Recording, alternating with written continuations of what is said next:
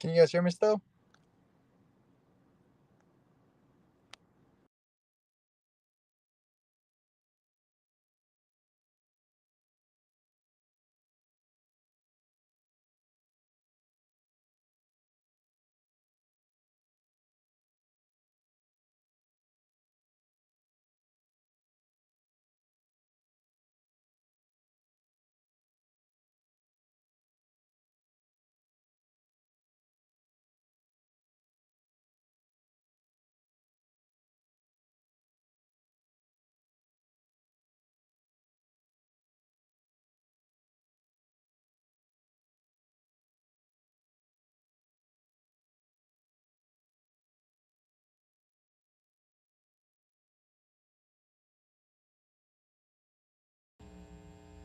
Brett Perigo, tonight's second place finisher. Plenty of fans here, Brett, and a solid second place finish. Yeah, I got to shout out the Turn 2 Terribles over there. They're all a bunch of good guys to hang out with, talk to. I really like them.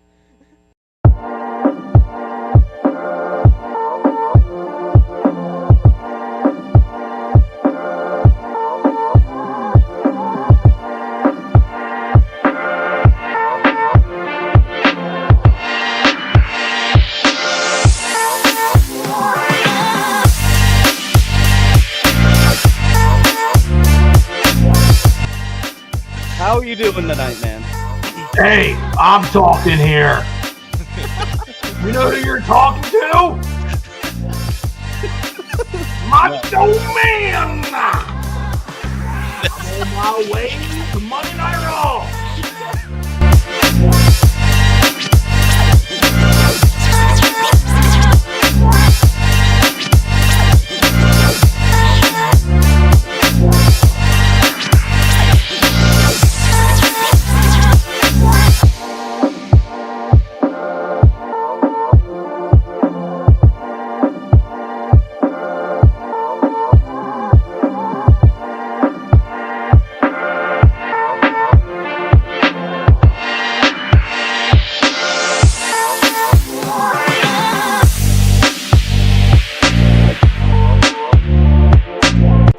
Figure out how I want to answer the second one. Your choice. It's a trap. I feel like it is. I feel like he's setting up fights in the front stretch. Is what he's trying to do.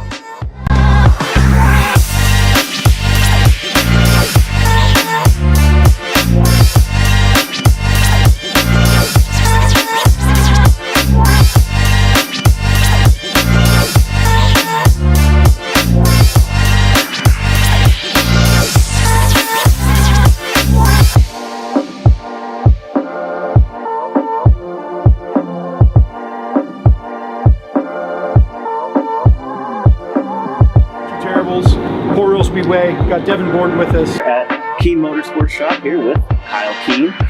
Sitting here with Sean Keen. We're going to talk a little bit about racing history. Yep.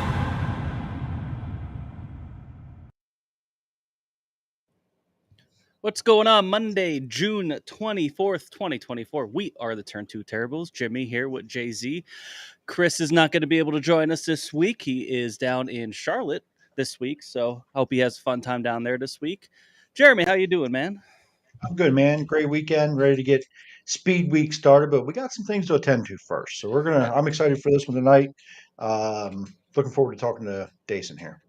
Yeah, we got Daison Pursley on the show. We're going to bring him on here in just a second. He was going to come on last week, some conflicts, so he's able to join us tonight, which is great. We're going to get to talk to him for a little bit, and then we're all, like Jeremy said, we're going to talk about, we're going to recap everything from this past week, all the racing action here in PA and otherwise, and then we'll also take a deep dive in to PA Speedweek and give our predictions and our thoughts on it. So, thanks everybody in the chat. If you guys got questions, make sure you guys are putting them in the chat.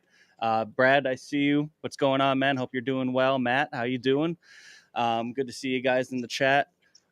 So without further ado, let's bring in, well, we were going to bring him in and he just dropped. He's coming back.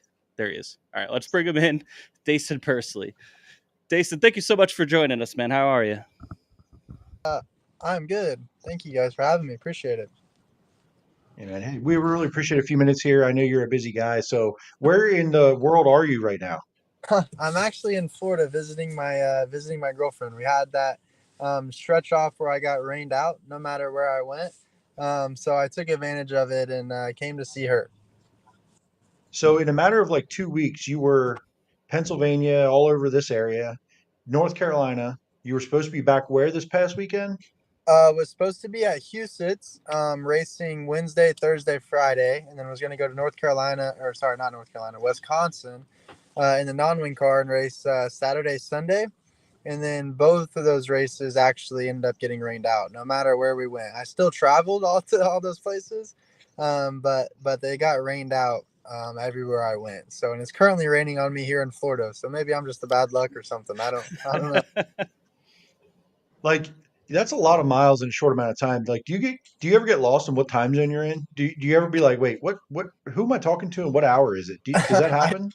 I definitely don't get the time zones mixed up, but definitely the days. I feel like usually you race, of course, on a Friday, Saturday is normal. But I'm racing so much now and so thankful for the opportunities that I get to race. That racing Monday through Saturday is something that is pretty common for me right now. Man, that's crazy. So even though you were supposed to be doing all this racing, a little break isn't bad. So we won't keep you too long, but obviously, Jimmy and we followed USAC a little bit, and you guys come to town once a year. And Eastern Storm's a big deal, right? It's a big deal for you guys. It's a lot of points on the line, a lot of money on the line. You're going to have good crowds. I'll pump up our East Coast our fans a little bit. Like we're pretty rabid when it comes to sprint cars, but I appreciate that a lot of our fans will show up in droves to see you guys race. So, I know you guys see a lot of crowds everywhere, but I mean, again, you don't have to pat us on the back, but do you like coming to East Coast? I mean, have you done that a lot, and do you enjoy coming over here? Yeah, most definitely. I mean, I think of course, it's wing sprint car land for sure. Like, there's just a lot of local wing sprint cars up there. But I mean, even the micro scene, like when I was growing up racing, like, I mean, like the Hyper 600 Speedweek thing, like I've ran that. And I mean, I got my butt kicked every time I went up there. Like, it wasn't like I just came in and was fast. And like, I mean, I was competitive, but definitely not like winning every single night. Like, I feel like the year that I was there, like there was a new winner, I think every week, and then I ended up finally winning at Lenko. But like those tracks and stuff, like Action Track and Bridgeport and like Linda's and stuff like that, like they're just hard. Like, and the local 600 racers around there are just really, really good. I mean, you're seeing it now with Steven Snyder. Like, he's traveling now, and it's just unbelievable. And Steven is, probably the best micro driver, I would say, right now for sure. And he comes, I guess, out of Maryland, but he races in PA, everywhere. So, yeah, I think, PA from just from the micros to the midgets, and even, I mean, to the non-wing sprint cars, and of course to the wing cars, like they just have so much talent out there. And then when they do get to come back to the Midwest, like Briggs, of course, Alex Bright, like those two I've just got to race with here recently, and kind of in the micro ranks as well too. Like, they're just phenomenal race car drivers. So yeah, hopefully in the future I can come and race wing cars out there. And but nonetheless, the fans out there are, top notch. They either really, really hate you or they really, really love you. And it's just cool to have the boos, and then cool to have them cheer for you as well. And I'll tell you what, there's no way you didn't make fans at Port Royal. So again, we don't have you for a ton of time. So I want to get right to that. And man, tell us how that went from what you can recall those last maybe 10 laps, and kind of walk us through that and how that looked. I know what it looked like where I was standing, but tell me a little bit about those last 10 laps and what's going through your head and kind of how you lined all that up. Yeah, the SilverCon racing is still new to me, for sure. Like, that was only my second race, and like it really, like the two races that I've done, Belleville and Port Royal now, like they're not really, I mean, they are SilverCon races for sure, but like it's not really like your typical like mile, 100 laps, like Savior stuff. Like, you kind of just treating it like a sprint car race. So like as soon as the green flag dropped, like I was just hammered down, like not saving absolutely anything at all. Matter of fact, I think I bent more stuff than I did saving during that go. But yeah, like I just treat it like a sprint car race. So I'm excited to get to the miles and kind of see what that's like, the speed and like the taking care of your tires and like the fuel and all that stuff. But the half miles, like, it's weird saying a half mile is a small track, but the half miles for stuff are just kind of like a sprint car race. So was able to run double duty, of course, at Port Royal. And then, I mean, I just like Port Royal, like no matter what car it's in that I've driven there. I mean, I've only driven a non-wing car and a crown car now, but just watching wing cars there and just absolutely anything, like it just kind of fits my driving style, I guess. Like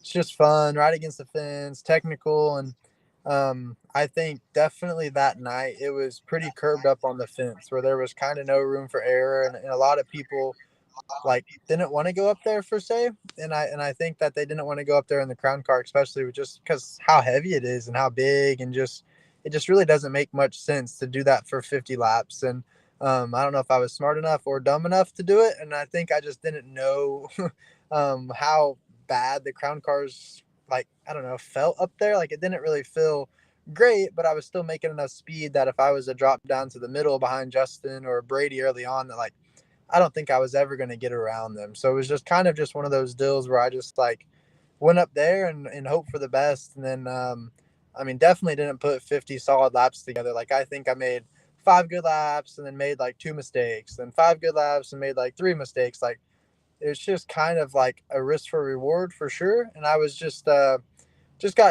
kept getting closer to Justin the last handful of laps. And then he was getting screwed up by the lap cars. I was like, for sure he'll try something different. Like, there's no way Justin's going to follow these guys for, 15 to 20 more laps. And then sure enough, like he just never really moved up.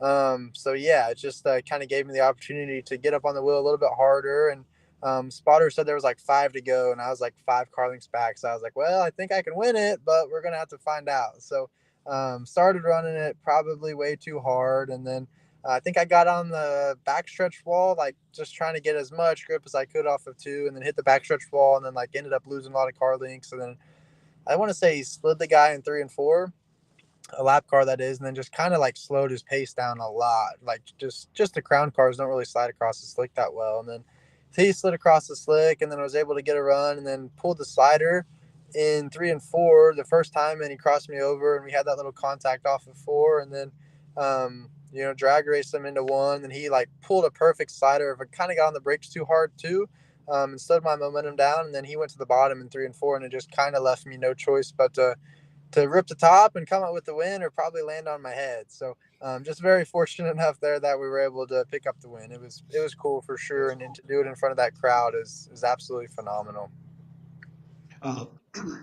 I'll be honest, I was standing in 3 and 4 and coming to the white. When you guys made contact and you hit the outside wall, I thought there was zero chance you were coming back around with a full car intact. Like you hit the wall pretty hard. Did it feel like you hit it hard from the seat? Definitely hit it hard there. I mean, I felt like, even the sprint car race, like I hammered it off of 4 so many times. Like I just could never get off of 4 like exactly how I wanted to. And I think, Justin and I, we didn't make like huge contact, but we definitely made contact. And then it just kind of sent me into the wall. But I'm same thing as you. I thought I was going to either land in the flag stand or just into turn 1. Like I just thought it was going to be big. But yeah, luckily we kind of squeezed through there with just a little bit of contact and no really foul, I guess you could say. Yeah, it looked like it was going to be very big. And when I saw you guys disappear down into 1, I was like, there's no way they're coming back side by side or both of them at the same time. So, man, congratulations. Second career starting a Silver Crown car. And I guess kind of that transition, like you said, I don't think that's easy for everybody, but the fact that it kind of raced like a sprint car in that regard with the track and it, being a small half mile, probably helped a lot, I'm sure. But man, the journey you've had the last few years is nothing but exceptional and unbelievable, really. If you go back a couple of years, could you see yourself here right now in top 5 in USAC national points, winning a Silver Crown race, winning a Wing 410 race already this year? Could you have go back a few years to your accident and your recovery? Could you see this today where you're at? Absolutely not. For sure, definitely not, towards the accident. The accident, my life just looked a lot different. Really didn't know what was going to happen or what was, in the future. Just kind of took it day by day, and was able to get through that, and was able to, start racing, I would say heavily again last year probably, but then again, like this didn't have the best year. Like just didn't win a USAC race, or I guess a USAC points paying race. Didn't win one of those, and then didn't really win that many midget races as I thought I was going to. And it was definitely a trying year. Like, just didn't think I would. Like, I knew that I could do it, but I just didn't know if I was going to be able to do it at the level that I wanted to compete at, which is have a competitive shot at winning every time I unload out of the trailer. And we just weren't doing that in 2020. I guess would be 3.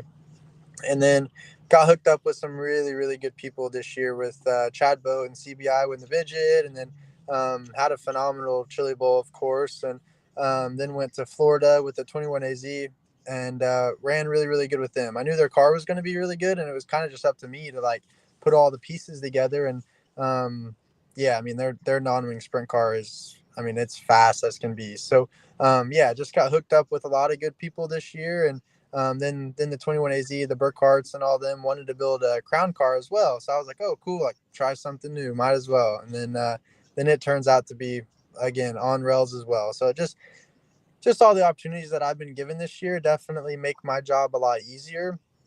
And then to even put a 410 wing win into that category as well this year is something that, I mean, 2 months ago, or at the beginning of the year, like I was questioning people on how do I get into wing sprint cars, because that's something I want to do. And it's something that I think is in reach, definitely in reach, but like I just didn't really know how to get my name into that kind of like wing world or wing kind of clique, I guess you could say. So it was something that I was kind of struggling with. So I just kind of like started asking people like, hey, like, I think I'm proving the results right now. Like everything's clicking on my end. I think I'm ready to just kind of try something new, and new is the wing world. And so I started talking to a couple people, and the 25 car, like they had Lockie McHugh driving it last year and stuff. And then he ended up not coming back to the States this year, and they couldn't really find a full-time ride or full-time driver. And Kerry Madsen ran it out at the beginning of the year this year, like in Oklahoma and Texas during that high limit deal, and like ran second at one of the races. And like the car is really, really good, and the people around it are phenomenal people, and just want to go race. Like that's all they want to do. So I kept on bugging them a little bit, and they said that they'll look at their schedule. And then finally it was like, I think I was racing like Circle City on like a Wednesday, Thursday, and they called me maybe Wednesday and said, hey, like we don't have a driver for this, would have been Saturday, Sunday, Monday race at Knoxville and Huset. It's like, if you can somehow make it, like we would love to have you. So it was kind of like a no-brainer for me. Like as soon as I got done racing on Thursday at Circle City, like got on a plane, went to Knoxville, and then mounted my seat, and then went straight to the track at Knoxville. And it was the week before the USAC went to Knoxville as well. So like it worked out, like just going to see in the track, like no matter how I did or whatever, like it was still going to be a progressive weekend, I guess. And went there, and I think we ran like maybe 11th or 12th on the weekly show at Knoxville. And like that place is just wicked in a wing car. Like there's just nothing like it. Like it's something that I couldn't even almost thought was easy. Not easy, but like no racing is easy, but definitely took for granted from watching from the outside, and then actually getting in the car there was like, wow, this place was ridiculous. So like got my feet wet there and like felt pretty good, and then went to Huset's, and then was like ended up running good in the heat and made it in the redraw. And I was like, if I draw the one here, like I think I'm gonna be pretty dang good. And then went up there and then drew the one. So I was just like, oh, I gotta win now. Like there's nothing else. I gotta win. So yeah, I was able to win that. And then the next night, like went 4th to 3rd. So yeah, overall like a really, really cool weekend for sure for my first wing opportunity. And it definitely opened up more for sure in the 25 car. Like I was able to run with the Outlaws, and then made the show Wednesday night, and then of course we got flooded out. But I think that I'll be able to run a couple more with them this year. I don't have like a set schedule that I could like announce or do anything, but definitely when our schedules are both free, I hope that we'll able to show up at the track somewhere. I'm not really sure again, but I think that we'll be popping out somewhere for sure. Man, that's so badass. Like second time in a crown car, you get a win. First weekend in a wing car, you get a win. Like, what else? Are you ready to do F1, or like you want to do Monaco next year? Like, let's just get you in there once or twice. But hey, I'll leave this, and Jimmy has a question, I'm sure. I'll say this: that 21 AZ car is sharp as hell, man. That colors, the white, the neon, the day glow orange and the blue. mint. I loved it. Loved it last year. Love it again this year. So that's where I'll leave Jimmy. What he got? We'll get him out of here soon. Yeah, we got a couple questions from some viewers here. Daniel Yeah. Lee says, congrats on a great season so far. Awesome win in the Silver Crown race at Port Royal. Also, big soup run in the Chili Bowl and that charge in the A-Main. Can you talk about that a little bit? Because that was nuts. Yeah. Chili Bowl is, I mean, of course, at the top of my bucket list to win, for sure. And just growing up as an Oklahoma kid, like it's just special. It means a lot to go to that building. And like, I mean, I could go walk by that building, I mean, today in April, and like it just gives me the chills thinking about, when January rolls around, like this place is going to be filled with people and it's time to go win that little golden guy that's standing out front. So Chili Bowl is phenomenal with me. And then, like I said, got hooked up with Chad Boat and all them, and was just able to race. Like his car was, I mean, drove itself around there pretty much. Like I felt like, if I made it through the C, I thought we would have a pretty good shot at making the A. But I knew that the C was going to be the hardest one. And sure enough, it came down to literally the coming out of 4. Like I barely got the last transfer. So was able to make it out of that, and then felt comfortable enough in the B that as long as the track kind of widened out, I definitely could make a charge at this deal. And then we ended up doing that. And then it was like in the feature, it was just kind of like, okay, like see what we can do now. Like we're fast enough, car feels great, but like, might as well try again. So then we were able to try again, and then ran all the way up until 4th until the rubber came in. Of course, there's people like on social media like think that like I maybe could have won it, or like Logan wasn't that great, or the track took rubber or whatever. But like, I don't know. I think I found the rubber before everybody else. So like if it wasn't for the rubber, then maybe everyone's just kind of like ripping around the top and I don't really make a charge. But like, I mean, I would like to say I would have won if the rubber didn't come either, but like I don't know. I think the rubber might have helped me like sneak by those guys that were ripping the top, and I was able to like find it on the bottom and like get by a few before they realized it. So it's hard to tell, but nonetheless, yeah, Chili Bowl was a phenomenal run. And just hopefully I don't have to start in a D main and 24th in the feature this year. That's awesome. Just a lot of people in here. Just trying to scroll through here. Steph says, congrats on the win at Port Royal. I mean, you could be talking about any win because you've been winning and everything. Chris says, long-time listener, first-time caller. Love you all. Thanks, Daison, for joining in. He's usually on the podcast, but he's on his way to Charlotte right now. What's going on, Okay. Chris? Got to give you a shout-out. Great race and great job on the win, says Randy Kopp. Marie Beasley says, hey, Daison, great to celebrate with you and the family at Port Royal when you won the awesome Silver Crown race. Just a lot of people just giving you a lot of props and everything. How about if you were to get the opportunity, maybe to, because we're, wing country here, what track would you want to race at the most in a wing car around here? I mean, that's a good question. Like, of course I would be dumb not to say Port Royal almost, but I mean, Port Royal's at the top for sure. But I would say Williams Grove. Like, to master Williams Grove is, I mean, it's just another unique track that like there's nothing like it. So to be good at those, like Port Royal and Williams Grove, like to be good at those places is, I mean, would be definitely challenging.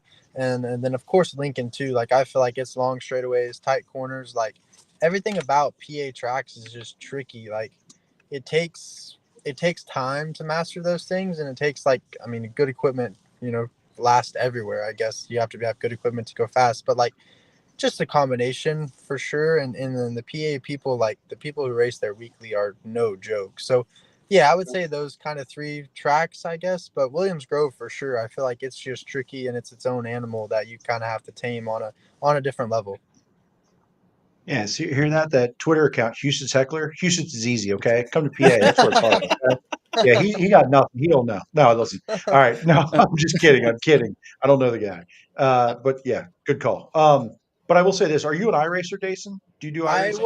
I was a huge iRacer. Like during COVID and stuff, like, I mean, I was pretty much like a little nerd. I lived on that game because there's kind of like nothing else to do. Racing shut down. Like everyone was on iRacing. So it was kind of just like a thing that I enjoyed doing as well. And I think it's like people say, like, how do we get to practice? And it's kind of, that's about our only practice we get. Like, it's as close as real life as you can get. And I think you can take some things from iRacing, like with a grain of salt, and translate it into real life stuff. But like, I don't think it hurts you. I think racing on iRacing all the time is definitely a good deal. But since I'm traveling so much, and I mean, I don't really like have a place to stay. Like, I don't own an apartment or rent a house or anything like that. Like, I just travel up and down the road, so I don't really have a place to set my simulator up like with me or anything like that. So I've kind of slowed down the last 2 years, I would say. But at one point, like, I was loving on iRacing a lot.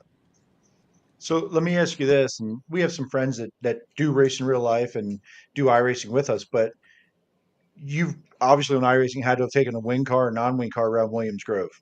Are the visuals similar? Because I know it doesn't race the same. There's it's not even close to the racing. But do some of the visuals give you some similarities? Like when you got out there, you went around the racetrack in a non-wing car, going, "Okay, I've seen this before from this kind of this vantage point." Definitely. I think that is one thing that's very accurate. Like, iRacing, I mean, goes and scans like literally everything, like from the grandstands to like a flagpole being here, an infield tire being there. Like, it is very, very similar. Like, when I rolled into Williams Grove, like, I felt like I've been to this place a million times, but like from the outside, I'm like, I've never seen this place before, but it feels like I've been here once I got to like the infield on the back straightaway. But like, it just looked totally different because of course you have like a picture of your mind on like what the parking situation looks like or how rigs get in and out of this place, but like it was just totally different than like what I had pictured in my mind. So yeah, like I would say that definitely for some reason, if it was iRacing or if it was just looking at pictures or watching on Dirt Vision, like something made me kind of think that way. Like, I've been here, but it still looks way different on the outside than it does the inside, for sure. That's all I got, Jimmy. I know we've already taken up 25 minutes of his time. I don't know how much we allotted for you, but man, it's like a pleasure to meet you for sure. It was a pleasure to get to watch you in Central PA here. Yeah, I look forward to having you back in some version of a race car around here because heaven knows where you'll show up in what fire suit and what race car. So good luck to you in the future. Jimmy, I'll let you finish up, get him out of here. Yeah. I just have one more question because you're going to Macon this weekend, right? Mhm. How similar is that to Action Track in Kutztown? I would say that it's like the straightaways might be a little bit longer too. And then the corners are like definitely way wider. Like, I feel like you could barely get like 3 wide in a sprint car there. Like when we were doing the 4 wide salute for say, like it's tight. Like, I mean, if you flick your steering wheel, you're gonna hit the guy next to you. So like, I would say making like throughout the corners is definitely wider. So like it kind of like helps you build those two grooves of like racetrack. And then, but I mean, Action Track, like phenomenal race again this year too, like it was the last year. So like, it's hard to say Action Track's too small when it produces racing like that. But Macon is definitely on a little bit bigger scale that doesn't quite get so like, I guess, annoying when you're racing people, like when they're sliding up from the bottom and stuff like that. Like you can, like, if you're faster than them, then you can just kind of blow by them. Or somewhere on Action Track, like I felt Briggs was a little bit faster than Logan, but it was just like Logan was just good enough to like be annoying almost and just kind of stay ahead of him. So I think it's going to be a little bit better, like not better, but definitely like less annoying where you like, if you're faster than the guy, you're just going to blow right around him. Good deal. Definitely, guys, check that out if you can. Be on Flow Racing this weekend. I remember watching those races last year. They were pretty badass, and it reminded me of Action Track. So that's kind of why I was bringing it up. Thank you so much for joining us and giving us some of your time and get to know you a little bit here. Before we let you go, you want to give a shout out and thanks to those who help you get up and down the road? Yeah, just thanks to you guys for having me on the podcast. I appreciate talking and getting to get my name out there and just talking and communicating about my life and hearing everyone's sides of stories. Just thanks for having me. Absolutely. Well, thanks again for joining us and good luck this weekend. Appreciate it. Thank you, guys. Thanks. Take care. Thanks to Daison there. That was Jimmy, cool. Here's what I heard. You know what I heard? Hmm. If you own a car in Central PA and you want to have a second one or you need a seat filled, give this kid a call. Yeah, absolutely. He's going to learn a lot. He still has a lot to learn, but he obviously can quickly adapt and he wants the opportunity to do it. So I know, our fans are always wanting to put our young guys in a race car. But if you, again, he wants to be in that world a little bit. Don't know if the schedules will line up. Obviously, it would only be a 1 or 2 time deal, probably as busy as this kid is. But like, he wants to be in that world, man. So I'd like to see him give him that opportunity and see what he can do. So anyway, Yeah, that was awesome. Cool to get to know him for sure. Yeah, any Central PA car owners definitely, if you're thinking about putting somebody in there, we could hook you up with a contact if you want. I'm sure he would be thrilled. But yeah, thanks again to him for joining us. It didn't work out last weekend. Obviously, he's a busy guy. He's all over the place. Like you said, he doesn't even have like a permanent place to go. You know what I mean? He's just all over the place. So awesome for him to take the time there. All right, let's get into this past weekend of racing. We'll start here at Williams Grove on Friday. Oh, first, before we get into that, we do want to give a shout out to our sponsor, Gutshaw's Automotive. Repairs, inspections, and more. Anything that you need for your automotive needs, that need to be done at a shop, give these guys a call. Middletown, PA, 717-944-6888. They're open Monday through Thursday, 8 through 5, and Friday from 8 to 4 p.m. And for any mechanics out there that might be looking for a job or maybe looking for somewhere new, they are hiring. You get a week paid vacation, competitive pay based on skill. Fridays, you get out a little bit early. Holidays off, climate-controlled environment. They do prefer if you have a PA inspection license, but it's not required. So yeah, definitely check it out. They're looking to expand. They're looking to hire. Give them a call, 717-944-6888. We'll be putting this up on our Facebook and stuff as well. Try to get the word out. If you know any mechanics that are looking for any good mechanics that are looking for a job, definitely give Gutshows a call. So yeah, let's get into Williams Grove on Friday night. 410s, 358s. Steve Buckwalter with the win. In a pretty there's a couple. How many cars were there? Like 26? Was there, or is it just 24? I can't remember. 26, 27. They had a B main. Yeah, they did have a B main. So Did they? no, they scratched a B main. There's 25.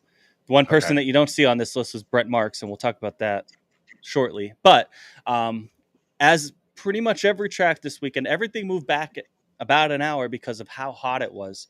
This kind of started a little bit later, but it really didn't affect anything in terms of like how late you got out of there. But Steve Buckwalter with the win, Troy Wagaman second, Freddie Raymer rounds out the podium. Takeaways from this, Jay-Z? It was a pretty boring race, but that's only because Steve Buckwalter was on it. Like, he stumped the show up. It is what it is. He did everything he was supposed to do to win that race, led it from beginning to end.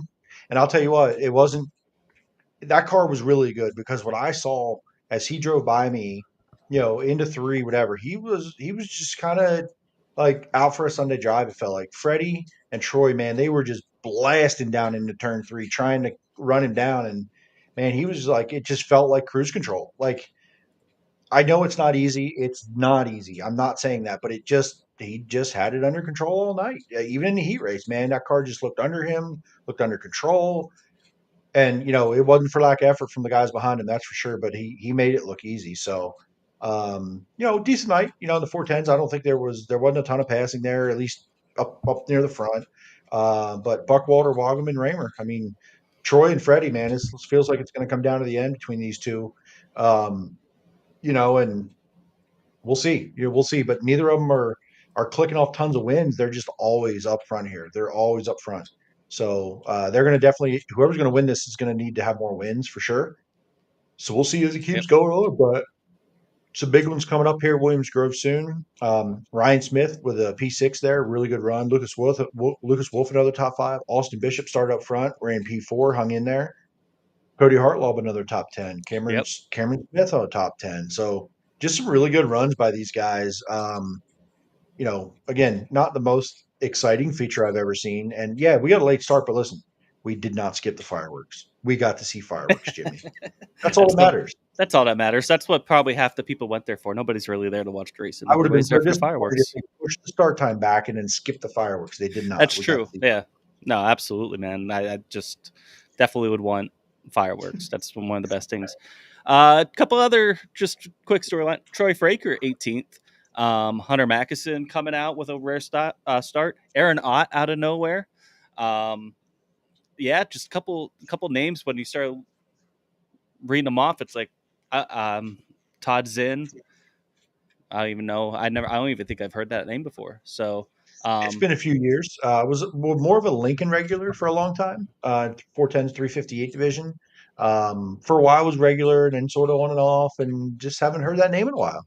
Pops back up here. So, and like I said, one person that you do not see on here that did make the that did make the haul to Williams Grove was Brett Marks, and he was leading his heat race.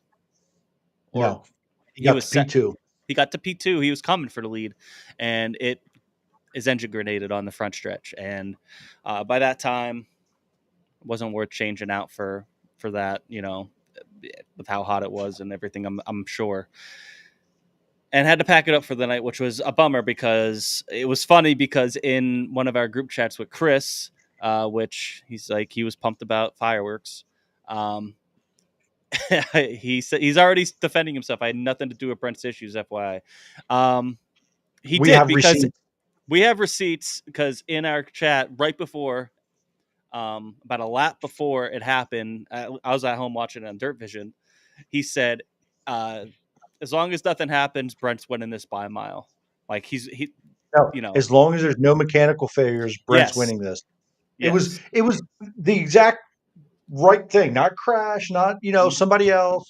It was barring a mechanical failure, he's winning this tonight. Yeah, and that's what happened. 1 lap later.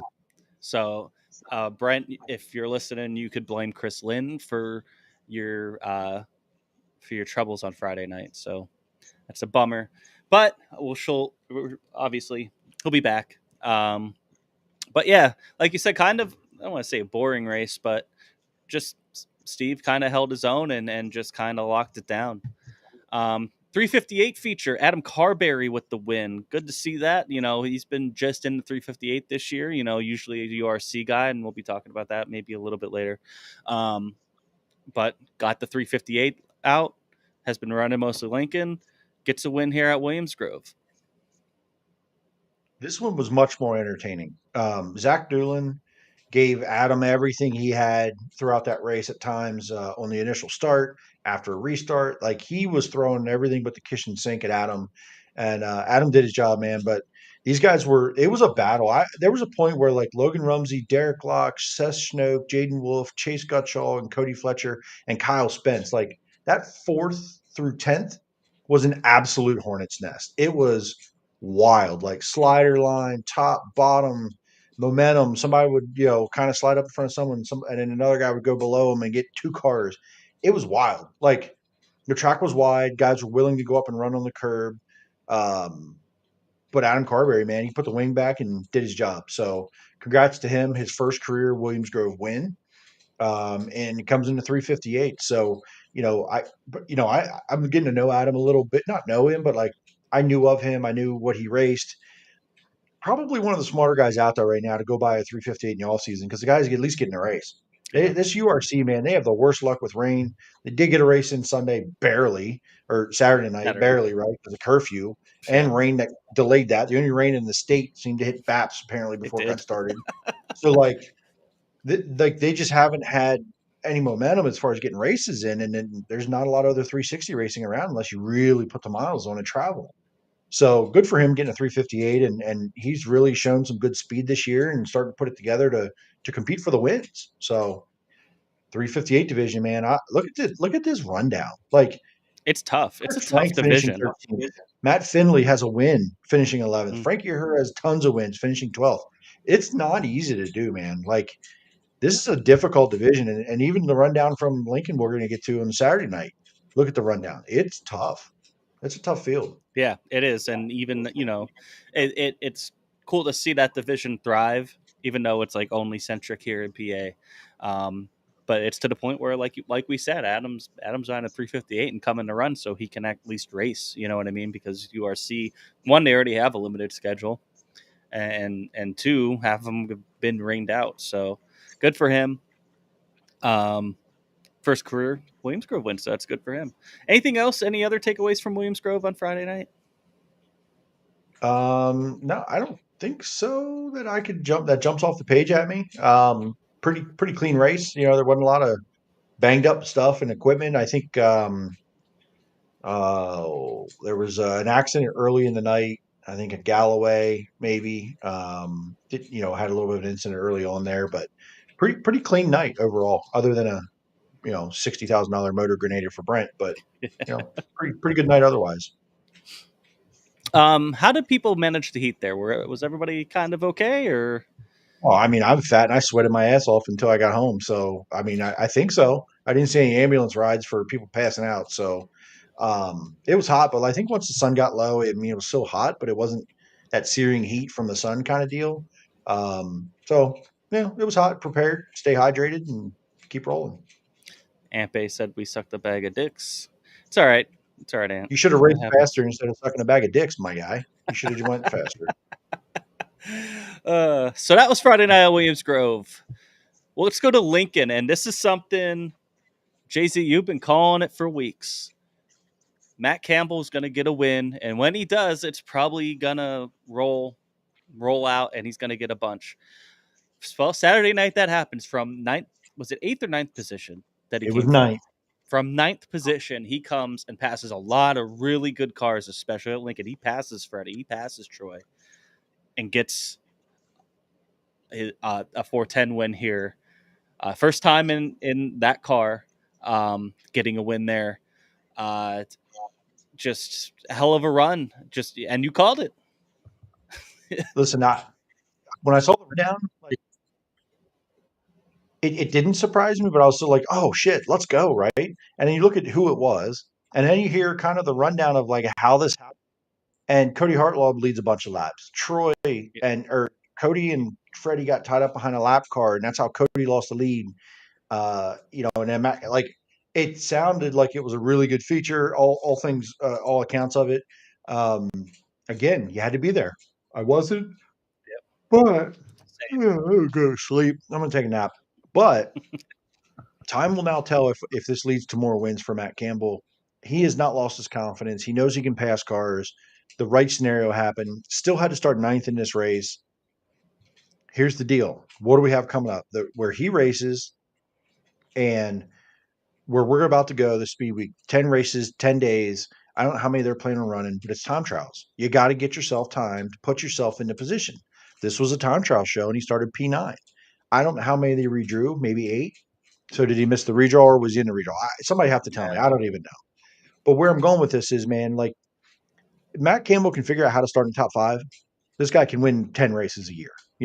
He passes so many cars every damn week, it feels like. So, and again, he'll put it together. They will put it together. He'll figure it out.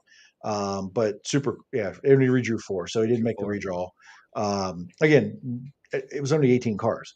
But starting 9th, that's halfway through the back of the year. You went from halfway through the field to come up through. Yep. So, man, kudos to Matt Campbell, Freddie P2, Troy P3 again. This guy has more freaking podiums, I'm telling you, than Andy May, our iRacing buddy. He finishes 2nd, 3rd more than Andy May. But look at it again. Just another week. Troy, Cody, Aaron Bollinger, Cam Smith, Kyle Moody, right?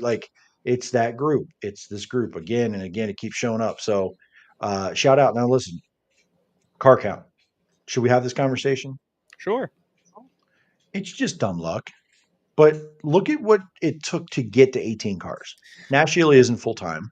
Mm-hmm. Glenn Forsyth has been out lately, but he didn't come out right away. Chris Arnold was there. TJ Grieve was there. Tyler Esch decided to come to Lincoln. Kyle Reinhart was there where he's only doing time trial shows. Yikes. Yeah. Things don't go. A couple other weird little things happen. You got a 15 car field here. So I think part of it is because Speedweek coming up. For sure. And it was and the heat. Obviously we didn't have Danny this weekend because they were and rightfully so after they just did Ohio Speedweek and did a lot of racing. Took a little bit of time off before they get geared up and really focus here for Speedweek. It's 100 degrees. So some of those teams probably are like, it's not worth it. For sure. And I understand that. Problem is, for me, is we're going to have more hot days like this. is this gonna start making? I mean, granted, still 18 cars, not a terrible car count. If that happened at Sealands Grove, I'd be ecstatic. But is Lincoln going to look at this again? I don't know how the fan count was or how the stands were. Will track start looking at it and be like, you know what, guys aren't going to show up anyway. We're just going to axe tonight because it's too hot, and then complain that it's where you can't No, race I with the don't rain. know. You know what I I don't know. mean? Like, I don't know if it's a hot thing. I just think I never thought I would be on the bandwagon if we race too much. Um, but I'm starting to get there. It's putting a lot of stress on these teams where if you're not a points racer, you're just, I don't need to go. right? And what's coming up now, it's you don't have an off day with the speed week. You got 10 races in 10 days. There used to be an off day, or like you could use that as a rain date, Yep. right? That's not there anymore.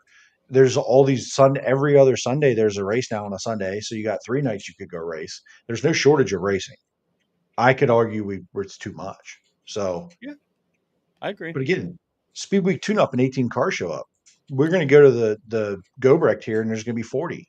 They're Yep. still there, but they clearly don't need to do a speed week tune up. Like now, maybe Kyle Reinhardt, he would be the exception for me because Mhm. he's only doing time trial shows and he's planning on running Lincoln clearly. So like, okay, that's a good tune up for him. But the rest of these cars decide to either stay home or go to port or they're traveling, right? So just a weird deal. But Some and good again, yeah, good comments heat here. doesn't. Oh yeah, it's not. It's more. Yeah, it's definitely more. I don't think it's heat. I mean, it's a contributing factor. Even if you're like, hey, I could use the laps are fine, or we're on the edge. This is on my schedule. Add in the heat. Yeah, put it all together, right? Dylan Norris also traveled, so he was another car. He was running with IRA. So there's one other car. So I mean, there's two cars though. I mean, and we're gonna get to port here. Just a couple other comments. Cody looks really good in the 39 car. We talked about this when we first came in. You know, that 39 car is looking good with Cody in it, and you know he could have won this race. You know, he led a lot of laps, and I would not be surprised if he gets a win here soon, maybe even during Speed Week. I don't know how much to race in it, but I'm sure probably at least Lincoln, Baps, maybe Williams Grove. And Daniel says, I think Campbell will just stick mostly to Lincoln. And also, first person that I thought of was Steph. I know her son's a big Matt Campbell fan. That win was amazing. Justin, my other half, is now on the fire team, so we took her oldest for a pick. That is awesome. That's Yeah. cool. I was very happy when, not just for Matt, but I was also happy for you guys. I know your son's a big fan, so that's awesome. Aunt Bay and Tyler confirming here. Cody's running the entire Speed Week. Let's go. That's good. We need that. Chris Lynn. I don't know who this guy is. New viewer. This guy is chatting so much he could just be here. Like what? I feel like he had shit to do. I think Speed Week Outlaw tune-ups are outdated. We time so much now. We kind of had this conversation before. You know what I mean? I think if we're going to go the way of time trials, yeah. It's not really a tune-up anymore. It's just kind of a weekly deal. But I don't know. I think time trials are I think we've ran the Speed Week format 4 times at Lincoln this year already. We didn't really have to do it again, you know. But whatever, I guess. Randy Kopp says, fans telling me this week that they are avoiding Lincoln because of the Freddie incident 2 weeks ago. So what we said on here, that's how you make a statement. You Listen, don't go. It's true, but at the same time, are those same, if it's 70 degrees out all day and it gets nice and cool at night, are those same people doing that? You know what I mean? They might go to Lincoln. So, yeah. But yeah, we talked about that before. Let's go to the 358 side of things. Steve Owings with the win. Ashley Capetta got 8th. Jaden Wolf, Aiden Hare, Hammaker, Fletcher at round, going up to top 3 here. Logan Rumsey was 3rd. Jude Siegel was 2nd. 23 cars. I don't, like I said, haven't seen anything from this. So, you got any thoughts on this? Steve Owings doing what Steve Owings does, but I'm gonna put this out there right now. Just like we talked about with Williams Grove, this young group of drivers, Mhm. Jude Siegel, every week I can see him getting more confident. This kid in hot laps from where he started to where he's at today, and racing with he led laps I think a week or two ago. He won a heat I think at Williams Grove. I can see that confidence and he's young and I'm telling you, Jude Siegel will find his way to victory lane before you know it. But Logan Rumsey, right? Logan Rumsey's at a point where, like, if all things align, this guy would probably be 410 racing full time. And maybe Yeah. that's next year. I don't know. But he ran a 410 at Lincoln a couple weeks ago. He ran 410 at Baps a bunch. Um, he's getting the laps in the big car, and he continues to impress, in my opinion. Cody Fletcher doing Cody Fletcher things. Doug Hamaker sounds like spun on the start, comes back to fifth. Aiden Hare, Jaden Wolf. These two guys can't get away from each other. Capetta, Frankie Herr, Matt Finley. Again, Scott Fisher won a couple weeks ago, and this guy finished 11th. That's how good this field is. Kyle Yep. Spence has won races and finished 12th. Wyatt Hinkle has won races and finished 13th. Like, I know the Knights have to go right, but like that's how hard this division is and how difficult it is. And Steve Owens was his first win of the year, maybe the sixth 358 race of the year, his first win of the season. Yeah. Yeah. This guy, there were times where he'd win 6 in a year, right? Like it's difficult out there, and I didn't think Steve would admit to that. And talk to Doug and you talk to these guys, and Hammaker now has finished. What the other week he was second to when Aiden won. I think the other week when Aiden won, he was second.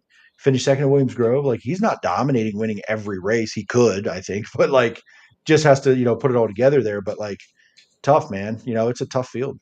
Second win, I guess he won at Big Diamond. Also, Hammaker spun out at the start, had to come from the back and got up to fifth. So who knows what it could have been. I was just going to say that. Derek Locke hasn't won it all this year when we're talking about that. And he's a guy that's been out there. He's been fast. He won almost damn near every race at Williams Grove just a couple of years ago. Yeah, swept that all but one race, I think, that year. Yeah. And he's running well, but, William Wagaman. Logan Rumsey is taking baby steps before they go 410. Money situation, I think his dad and the sponsors they have are going to stay 358 until they fully ready to go 410. That's a smart way to go about it. And he's getting good laps. He's, at tracks, he's going to run out in 410s and with really good competition. So that's the big positive of the 358 division in this area. Any other thoughts? Like I said, this wasn't streamed anywhere. I don't think I've seen any highlights really from it, but we got what people have been saying online and everything. So, yeah. Let's go to Port Royal. This was a big story of probably the weekend here in PA. Right before the drivers' meeting, this was the Jim Klein. Yeah. This is the Jim Klein tribute race as he passed away. Was it earlier this year or late last year? And Sandy Klein, during the drivers' meeting, announced that it's going to be out of nowhere $22,000 to win. They didn't want to announce it early because they wanted to keep that money with the locals, and I think that's awesome. Just to put that kind of money up just for those, your local weekly drivers. That being said, you have Anthony Macri and Brent Marks, who got rained out at Brent Marks was already going to be home, but Anthony Macri getting rained out at Huset's making the trek over. And man, they had a battle. Macri and Brent Marks did. What do you think about this race, JZ? It was awesome. Listen, I'm a Brent fan, clearly. So disappointed with second there. Macri did what he had to do in that restart to get the lead. I think, he talked about in victory lane. Anthony did about getting a little complacent the last bunch of laps, and Brent was just knocking the wall down in 1 and 2 to get to him. Certainly drove their asses off to have that, and very Port Royal fashion there, right? And no discredit to anybody, including Chase Dietz or anyone else, but these two were the class of this field. Mm-hmm. And I know at times it was close, but it wasn't that close. I think this shows me in the big picture how much further we need to go for the traveling series come to town, and Brent and Anthony have that traveling type speed, come home and show you what they just boom out front and gone. So again, not discrediting Chase and even Logan Wagner. Logan Wagner was leading laps, and Brent got by Logan, and then he broke. But like these two were the class of the field and just driving at a different level. It seemed like it looked like. I don't know. Am I crazy or am I just being a fan? Nope, that's how it was, and we saw this kind of with them last year. They had a pretty good kind of little rivalry brewing up the past couple of years. Them two guys, and they they are on another level of speed when it comes to everybody else, and they're really talented, and they got everything clicking with their teams right now, and it's awesome to see them both be able to battle hard like that. Bad break for Logan Wagner. Logan Wagner did go quick time. This was a time trial race, and he started on the pole of this and was leading laps early, and he's going to be a threat, but he had a steering box break, and saw his post on social media. Somebody posted it of his suit just looking like Lance Deweese's did a few years ago at the Tusky. So just oil all over it. So speaking of Lance Deweese came from 18th to finish 9th here. Obviously, probably not the best weekend for him, but there was a lot of really good cars here. We talk about this division there at Port Royal weekly. I mean, you got Dietz, you got Logan Wagner, you got Whittle. Blaine Heimbach has been kind of in and out there. He races most of the time, but he got a top 5 here. Dylan Sisney with a 6th place. Austin Bishop looking good. Mark Smith getting a top 10. Mike Wagner is always really good there. TJ Stutz has been running there more.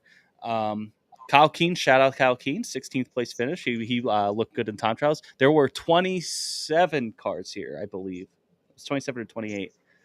They did have to have a B-man and send some home. So they had a good car count, and especially for nobody really knowing. Now, I have a feeling maybe Anthony and Brent knew that this was going to go up to 22,000. That's just a theory. They talked about it not just being like locals, but being Port Royal loyalists, and Yes. they both have been. So, Brent has won a track championship there. Anthony's won a lot of big races there, Tuscarora 50, among many others. So, I'm sure that they had an inkling, and I can't imagine Anthony just driving across the country for a $5,000 to win race. That's not just luck. So, I would say if it was going to be any race, probably this race, because he is the connection, with the Kleins, for sure. And if he was going to, it's that. But I think he also knew, like, hey, I'm committed to this. But if this isn't going to work out, I'm hightailing it home. So yeah, and I think Brent got word for sure too. They come in for the weekend, and he has to go back out. He's going back out the next weekend. So combination of a lot of different things. Weather out west. Brent's crew. He has a newborn, a little one, and one get home. They've been out on the road for a long time this year, so get home a little bit. Unfortunately, Brent did break that motor Friday night, but man, they put on a show Saturday. It was fun to watch. Absolutely. Port Royal just doesn't disappoint. And again, both Lincoln and Port, they pushed their start times back, which is, applaud to them, because I think that worked out for the best. Didn't have too late of nights, I don't think, even with, they had 42 305s with Logan Spar getting the win, and super late models, which Rick Eckert got the win, I believe. So Logan Spar from 11th right? to the win, and Rick Eckert in a different car winning the race. Pretty wild. Rick Eckert, man, he's just ageless. You know what I mean? He's been around a long time, and he's still just, especially at Port Royal. He won the track title there last year, and he's been really, really good there again this year. Any other thoughts from this before we move on? No, sir. Quick look at the Central PA points with Danny Dietrich being idle this week. It has tightened up. The top 3 here, with Freddie now only 69 points out of second, and Troy only 90 points. So they were like 120 or 130 back last week. So that's kind of tightened up. Macri's still there in 4th. Devin Borden, that was another car that was missing, but he would have been a Port Royal car. He was out at Skagit. He's 5th. Lucas Wolf, Chase Dietz, TJ Stutz, Lance Deweese, and Cam Smith round out your top 10. A couple other things from this past weekend. Obviously, Huset's Tuesday, the 4-day show. It's such a shame, to be honest. I'm not a huge fan of the actual track, but the facility looks beautiful. And as you can see from this picture here, completely flooded out.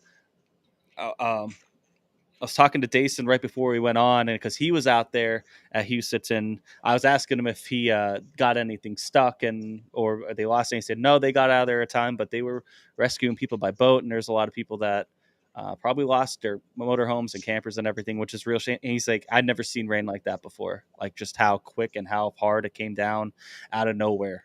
Like they knew it was going to rain, but not like that, obviously. So. There is a river there, so you're right in a flood zone. So, but it's a shame. That whole weekend that gets axed besides Wednesday night, which Tyler Courtney gets to win. And you could see here, I took this graphic from High Limit. They were gloating about their, all their drivers on this off week. You had Tyler Courtney winning the only Huset's race. Zeb Wise won one of the openers at Skagit. Jacob Allen went to go run with IRA and Maverick, won at Bloomington. Tyler Courtney also then, after Huset's got rained out, went and won a Tri-State. Corey Day won the big. I want to say he won 2 nights, but I know he won the big night there at Skagit. He won the Dirt Cup. And then Tyler Courtney last night, Terre Haute won. Is it Terre Haute or Terre Haute? Terre Haute. Terre Haute.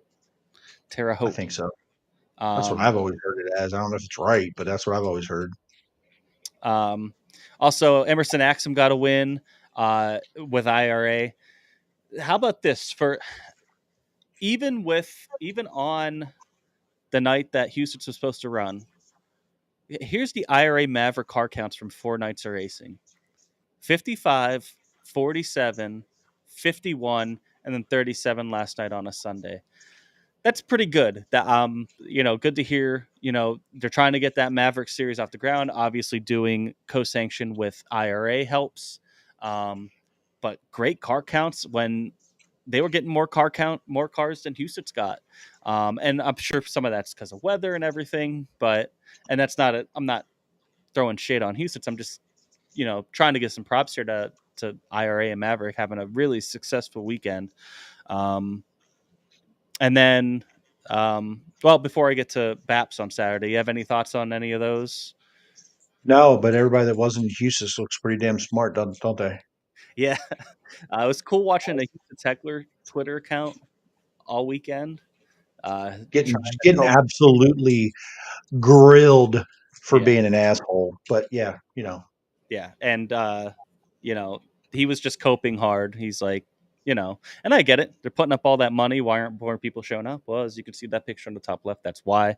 And they do have a weather app. There is a weather app. And then Jacob was supposed to go to Huset and change their mind because of the weather. And he went after, I don't want to say after, he basically said, what, Jacob? He took a shot at him, said he was scared of something, competition. Scared of competition. Like, beat it, bro. Yeah. And then me and Chris were at BAPS on Saturday night. And like you said, the only rain in the area felt like it downpoured for about 10 minutes, but it was enough to delay everything on Saturday night at BAPS. And they did a good job of getting the track reworked in because it was a downpour.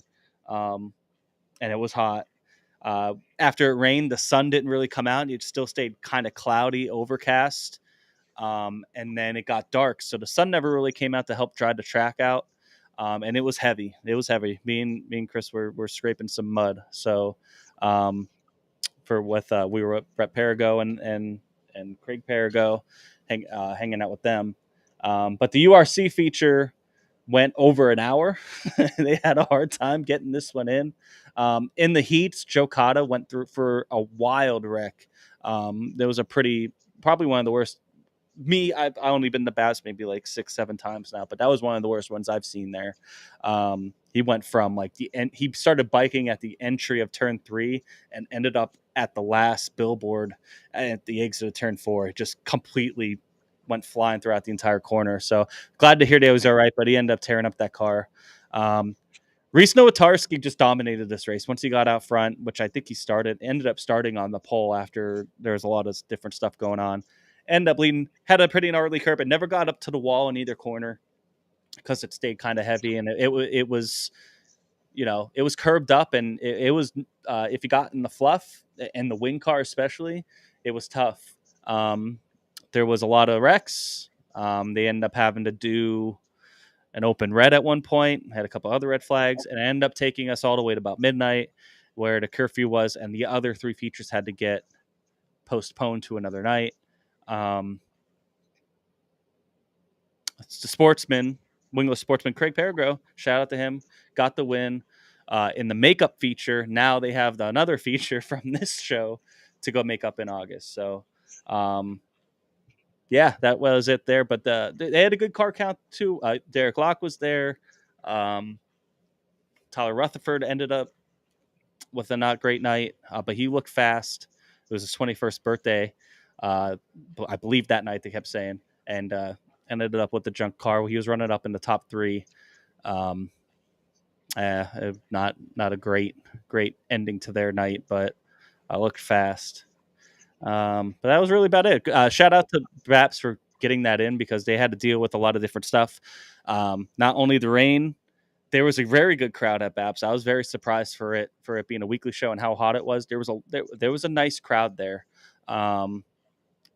And we also had a delay at one point during Kata's wreck. You know, it took some time to get that cleaned up. But we also had an emergency in the pits. Somebody with heat exhaustion, I believe, had to get taken out on an ambulance, and we had to wait for another ambulance to come in. So there's a delay there. So just like as soon as we got going, there was a delay, and they powered through it the best they could, and it got to midnight. It's like we got to just reschedule these other features. So they did what they could. Yes, and Craig Peregrine will be on rolling on Thursday. So will I. I'll be taking Chris's spot on Thursday. Craig Peregrine again? What is he? Is he a host? Like, he's been on more of them than Chris? You keep winning, you keep coming on. That's just what it is. Damn. Oh, okay. What else is there to talk about? Holy shit. So, yeah. Let's get into this upcoming week. Obviously, Speed Week, one of the biggest weeks here in PA. 10 straight nights of racing. Right now, knock on wood, the weather looks pretty good. 1 or 2 days where there's like 60% chance of storms. I believe like I want to say I know the third was kind of looking iffy, but the rest of them look pretty good. Knock on wood.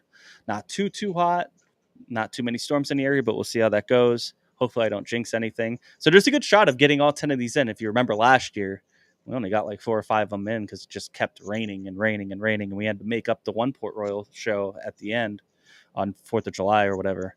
So, Williams Grove Friday night, $10,000 to win. Lincoln Saturday night, $25,000 to win. BAPS on Sunday, $10,000 to win. Lincoln back to Lincoln on Monday for $10,000 to win. Grandview on Tuesday for $10,000 to win. Port Royal Wednesday, July 3rd, $10,000 to win. 4th of July down to Hagerstown, $10,000 to win. Williams Grove, $20,000 to win on Friday. Saturday, Port Royal, $10,000 to win. And then the finale next Sunday, July 7th at Sealands Grove. All of these races will be broadcasted, it looks like. Dirt Vision for Williams Grove, Flow Racing for Lincoln and Port Royal, and then Sprint Car Unlimited for BAPS, Grandview, Hagerstown, and Sealands Grove. If you cannot make it, you can do that. So that's the rundown of the week. What are we thinking this week? Favorites, car counts. Where do we want to start? Dark horses, sleepers, or just go race by race? Yeah, let's just go race by race and then we'll talk about sort of a favorite overall.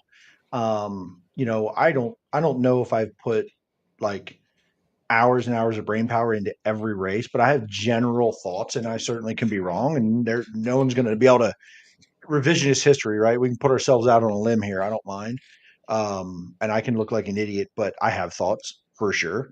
So let's start with Friday night, Williams Grove. 10,000 to win. It's essentially an expensive weekly or a better paying weekly show, right? So but everybody will be there if you're going to be there. If you're a Williams Grove person, you're going to be kicking this off. If you're not going to be running the next night, so here's where I'm at with this. If you're a Williams Grove regular and you're a Port Royal regular and you're not a Lincoln guy, you're probably going to be at Williams Grove, right? You're not going to do a back to back. There's not a Port Royal race the next day. So Williams Grove, I think you could see 30 plus cars. I think I 35. I do believe that on opening night. And if I look at this rundown, and you're gonna have Macri, Dietrich, Freddie, Troy. Yep. Opening night, it's hard to not take Macri, right? Time trials, the format, overall speed, Anthony Macri, opening night of Speed Week, Williams Grove. I'd be hard pressed to disagree with you there. I think about 30. I think the average car count is going to be around 30 for the whole week, 30 to 32. I think you'll have some nights where maybe you close in on that 40 mark. I don't. Daniel Lee asking, do we know of any invaders coming in? Emerson Axum. I haven't heard any of that. I don't really know. I haven't heard of any invaders, but I have heard of. There's been a couple guys that have surprised me that they're going to run the entire speed week. Troy Wagaman's going to run the whole thing, which is going to be awesome. I did not know Cody Hartwell was going to run the whole thing. So I think if you get the more cars we get to run the entire thing, obviously the better car counts. But sometimes you hit that wall around Tuesday where guys maybe have had a bad first 4 days and it's like, it's not worth it. So that could change. Friday night, yeah, I'd be hard pressed to go against Macri. Troy's looked really good though. I mean, he's been fast in time trials. He went quick time on Saturday night. Did he go? Who went quick time on Friday night? Was it Troy? I don't remember. I don't remember either. But he's always up in the top 2 or 3, no matter who's around. And honestly, if he continues to do that all week, and especially, these first 4 nights here are a good setup for him for the rest of the week because your tracks he's really good at and runs that all the time, times well. I think he gets a win in one of these 4, and I could see him winning the first opening night at Williams Grove. Yeah, that's where I go. I say about 32, maybe 35 cars. 35 might be stretching it. But you start seeing cars come out of the woodwork for Speed Week, because they just like coming out for it. You know what I mean? They don't necessarily run the whole thing, but Brent Marks, I don't believe. Brent will not be. They race this weekend Yes. out west. He will be back to run the Mitch Smith on Friday. He will run, he's going to run the 3rd, 5th, and 6th. He's going to run Port Royal Wednesday, Williams Grove Friday, and Port Royal Saturday the 6th. That's on his schedule from early in the year. So high guys, you won't see until they race this coming weekend. If they come back, if they want to be around here, if they even get here, you probably are hard pressed to see Monday earliest. Right. Yeah. So high limit races, Lake Ozark on Wednesday, and then they have 2 nights, Friday and Saturday at Lucas Oil in Missouri. So yeah, I think you're right. Maybe we see like a Justin Peck. Maybe. If it's not on the schedule, he's not doing it unless it's in a different car. Right. So yeah, I'm not sure. Oh, Brent was fast time last Friday. Oh yeah, he was. That makes sense. That makes sense. He was quick time. I can't believe weekly show. He didn't race the race, so it's like it was like, yeah, good call.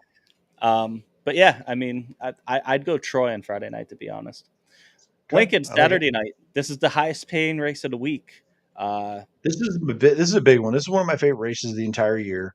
This place usually gets packed out for this race. Parking lot's always full. There's been years where they get to the overflow parking lot. This should be a big one. It's a big race. There's a lot surrounding it. Probably my favorite race of Speed Week. Just me. That's just me. I think it's going to be, if it's not the highest car count of the week, it'll be right there, in my opinion. So I think your 2 highest car counts are this race and probably the 3rd at Port Royal. I struggle with that being a Wednesday. but the next day being the 4th of July. I'm with you. Yeah. Or I even thought the next Friday, the Mitch Smith for 20 grand. That too, Um, yeah, that's true. But those I think, probably will be the 3 highest attended races, I think. yeah, I agree with you. This one's a harder one for me to call. Anthony Macri is an easy call for every single one of these 10 races, but Yes. and listen, go back in history not that long ago and look what it took to win Speedweek between Danny, Macri, Brent a couple years. Like you had to win multiple races to win Speedweek between those two. There's no Brent full time in this one, so we'll see. But Lincoln Speedway, the Gobrecht, I'll take.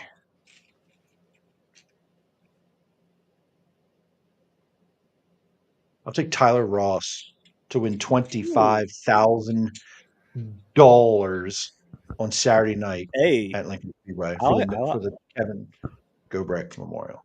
I like that pick. Yeah, he's been so strong there. Obviously, Consistent, fast, everywhere. Macri obviously he's. I don't think there's a race here on this. Maybe Grandview. Is like the only one where I'd be like Macri's not the favorite. Like Macri could be the favorite at every single one of these. I'm going to go Freddie here at Lincoln. I think the schneid. Yep, big money. Get the fans all riled up. One of their biggest crowds of the year probably, and yeah, that sounds about the way this should go. I could see it. But yeah, I mean, like obviously he's Matt Campbell, Aaron Bollinger are two guys that are kind of sleepers, dark horses there, where they're guys that hang around 5th to 8th most weeks. But then Matt Campbell just, like I said, got the win. You never know what could happen. It's all about time trials though. So your Troys, your Freddies, your Dannies, Anthony, Chad Trout, TJ Stutz, those guys, they time really well. They're the guys to watch for. Baps Sunday. What are we thinking for Baps? Another show I can't wait for. So glad Baps is on the Speedweek schedule. Thank God that's back.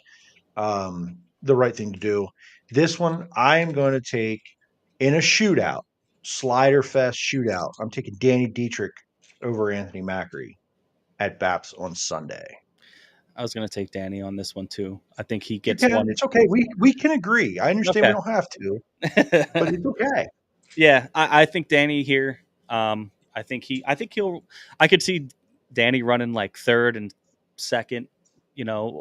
Battling for the win at Williams-Grove and Lincoln, and then Baps finally gets it done because he's so good at Baps, and especially if it's going to be warm and you're going to have a lot of cars because there wing sportsmen here on the card for this one. Track can blow out if it stays dry. Once that place gets slick, man, there's nobody better than Danny Dietrich at that place. I'd be hard pressed to say Anthony's better. You know what I mean? I think Danny's the best there when it gets like that. Yes. So, I'll take Danny too on Sunday. Then we go back to Lincoln on Monday. Baps, what do we think about car count? Could this be a 40? I mean, they were getting 40, 45 cars. Listen, they've been getting that on weekly stuff. This is 10 grand to win. Baps gets a lot of cars. This, you know what? This could be the highest one. I didn't think ahead. This could be the highest car count of the entire week. Yeah. Of the entire 10 days. Baps could be. Because the history of this year has shown that guys are showing up to this track and supporting this place. And that's for 7 grand to win, 5 grand to win, 6 grand to win. This is Speed Week. It's going to be packed out. You could see 40 cars.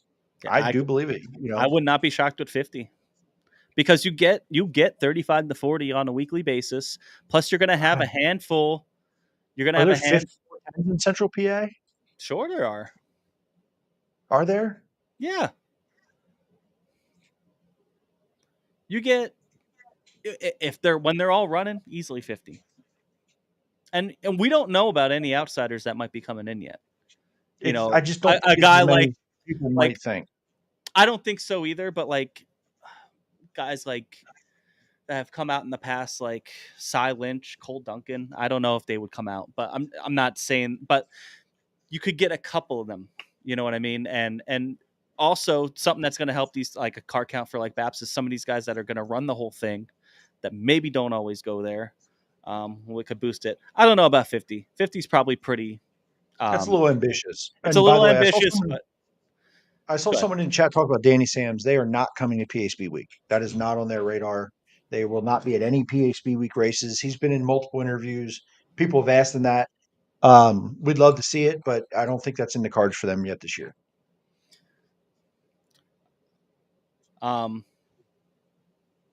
Logan will be at BAPS.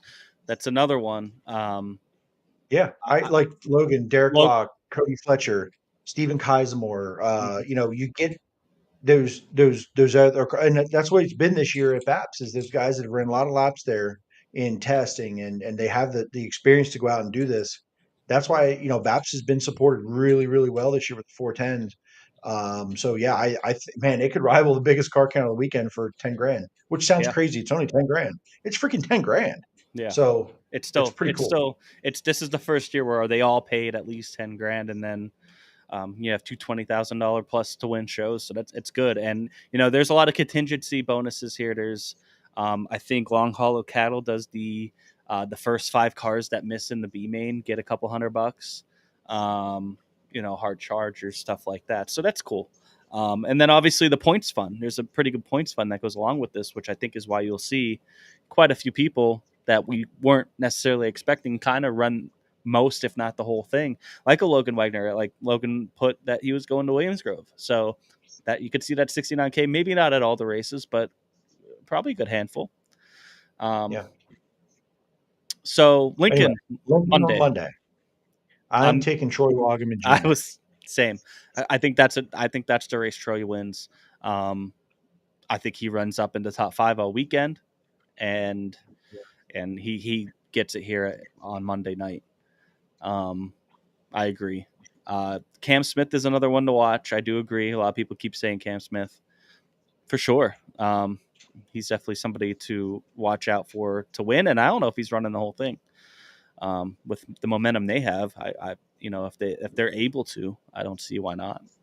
But just kind of keep an eye out on socials. Maybe we'll try to repost some of these announcements as they come out, because we don't really know. You know what I mean? Who's coming yet? Grandview Tuesday. This one could go either way. This one could be 42 cars. This one could be 26 cars. I think you get a full field here, but I don't think it's going to be crazy. I think it's around the over-under is 30, in my opinion. Winner.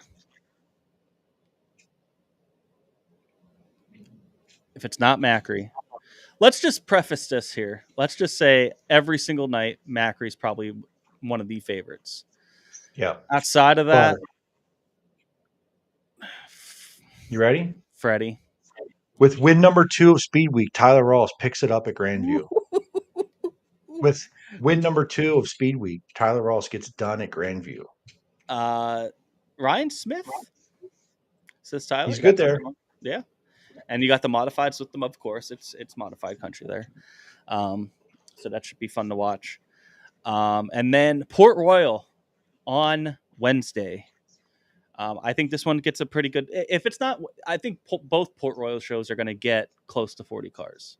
I think they both can, just because they get 30 on a weekly basis. They got 27 to 30 on a weekly basis. They had 27 or 28 this past week, and you had a regular not there in Devin Borden.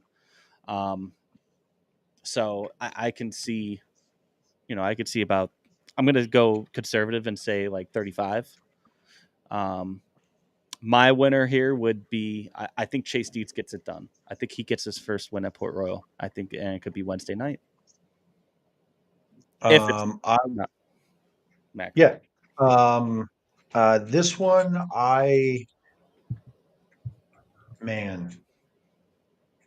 this is tough. I'm just thinking about the show this could be.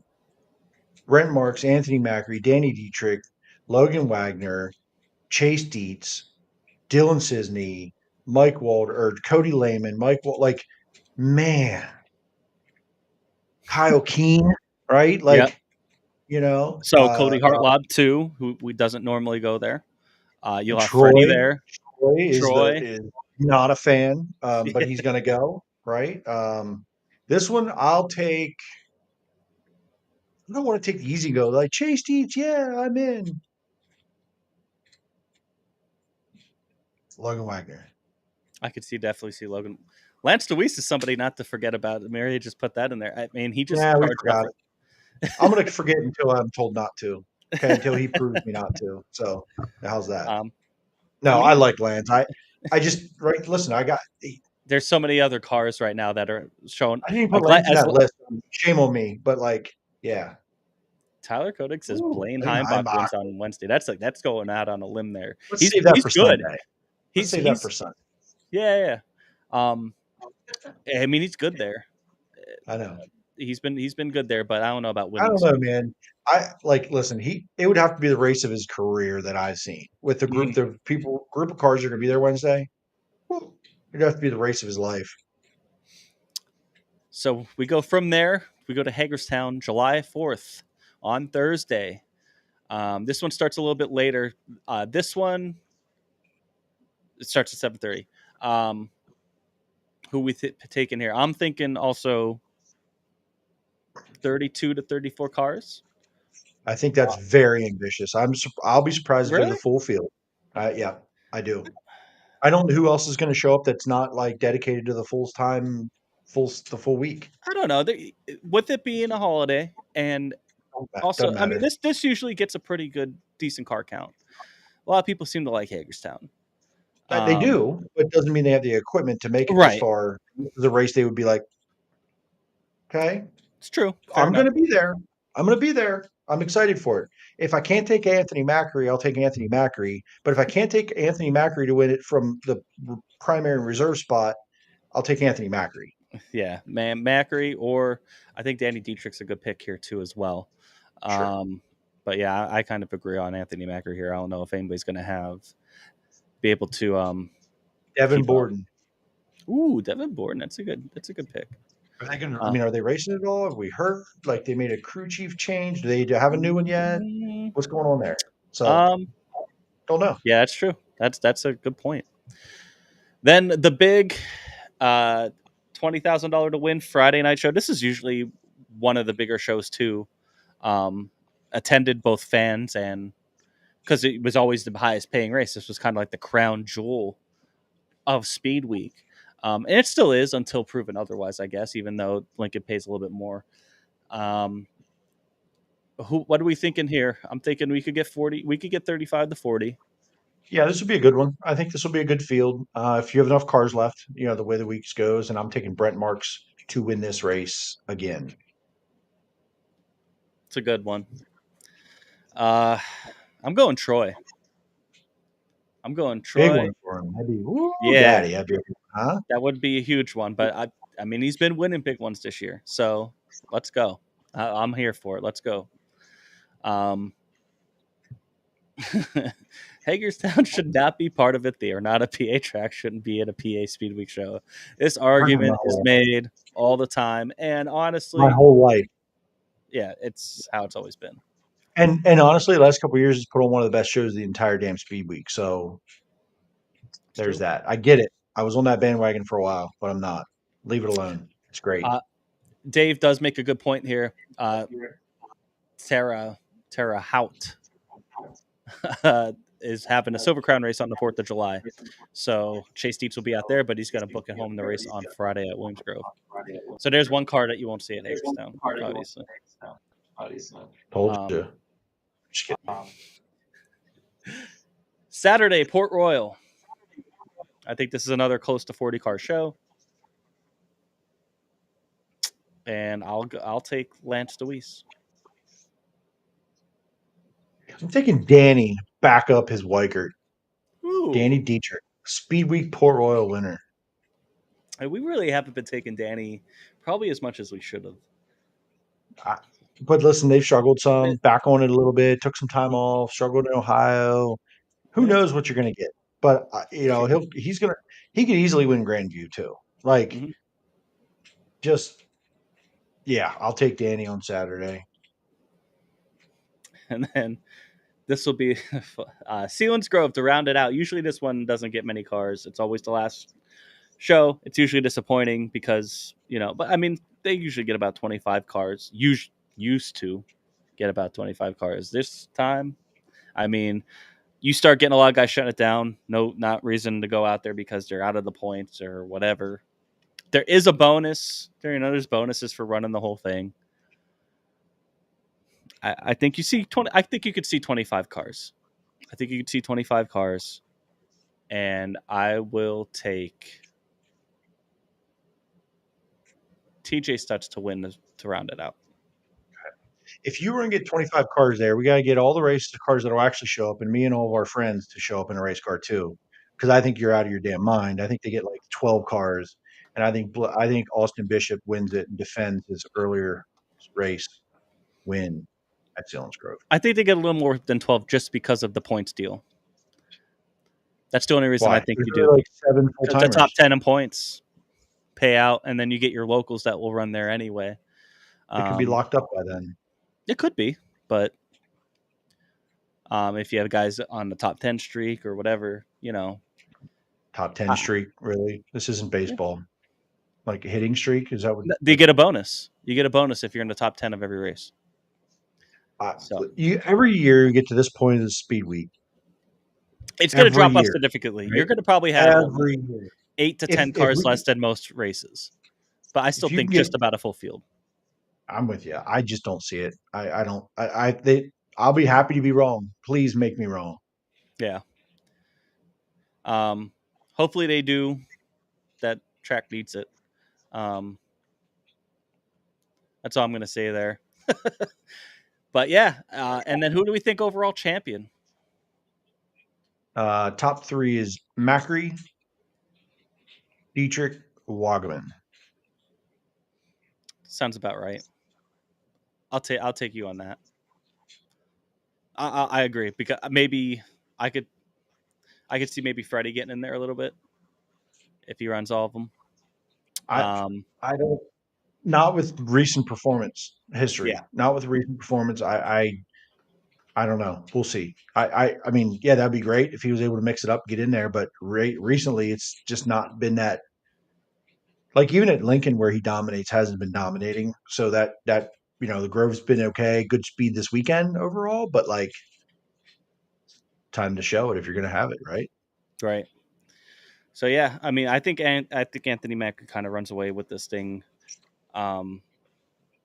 Pretty handily. Dietrich will be there. He's been strong. It's just about if the consistency will be there. I think Troy's going to shock some people and really run consistent all week, and be right there for third. Devin Borden is another guy to probably watch for if they are running the entire thing, which I would imagine they would. He would be a guy that's going to hang around top 5 or so. Maybe he could get a win if he's running, which I'm pretty sure he is. He's a guy to watch, definitely at Port Royal for sure, but also Sealands Grove. Other tracks too, don't get me wrong, but those would be the places I could see him probably getting a win or running up there and getting a lot of points. What do you guys think? Who do you guys think for champions here? Tyler says Dietrich, Macri, Wagman. He's going with Dietrich with the title. I could see that. You know what I mean? Because you never know. Like you get Macri could have, mechanical issues or something, one night that hurts him in points. It's hard pressed for me to see Macri not win about 3 or 4 of these things and kind of running away with it if all things go right. As good as the rest of those guys are, I think you're going to it's going to be a hell of a battle with everybody else. And Macri will be in there too. He's not like invincible. Don't get me wrong. It's just he is kind of like on another level. And then when Brent comes in at the end of the week, they will be kind of battling out for some wins. Man, I wish Brent would run Hagerstown. I know that he's not running that show, but like, man, that show that him and Macri put on last year for the at Hagerstown. Oh, what a race, man. What a freaking race. And that was kind of one of the races that kind of sparked their kind of rivalry. Because it was some tough racing, and they kind of carried that over in and out of state. So it's kind of cool to see. Yeah, pretty much everybody's kind of agreeing with us here.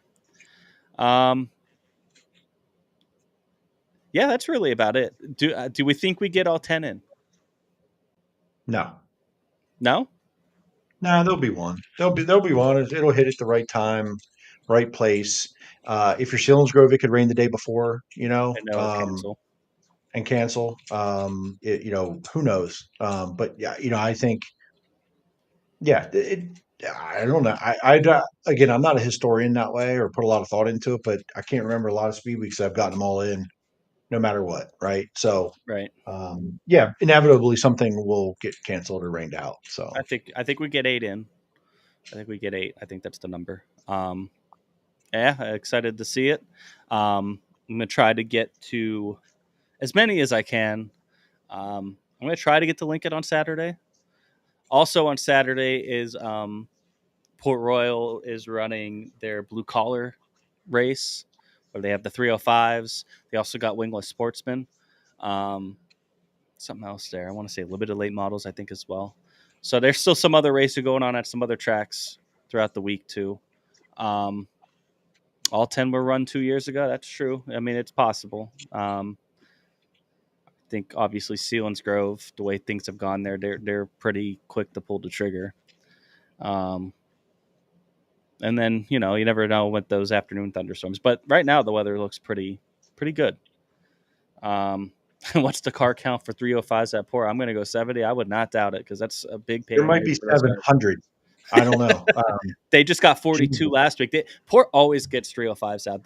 I don't think I've ever seen less than 35 there, to be honest. Yeah, it's crazy on a normal night. So, yeah, I could see 60, 70 for sure. That should be good for win, man. Like if you get a bunch of cars, who takes that win? Like Zach Rhodes has been good. Kenny Hefner has been good. Spar just went 11th to first, and he seems like they got their thing back on track. Duke. Like Ken Duke, like there's some hitters, man.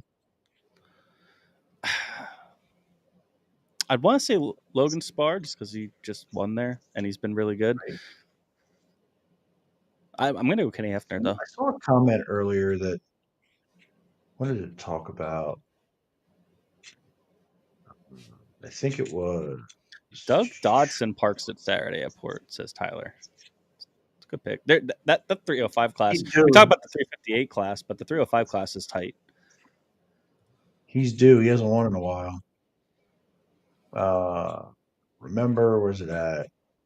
William Wagaman. I'm sorry. I love Baps. They took the banking away up there. At least they made a major mistake. Baps, listen, Baps can do what they want, and somehow they put on a great show in 410s every goddamn time. So they don't tend to lose when it comes to 410 racing. So I don't really care about banking. I wish there wasn't a wall at the bottom 1 and 2, and there were still tires.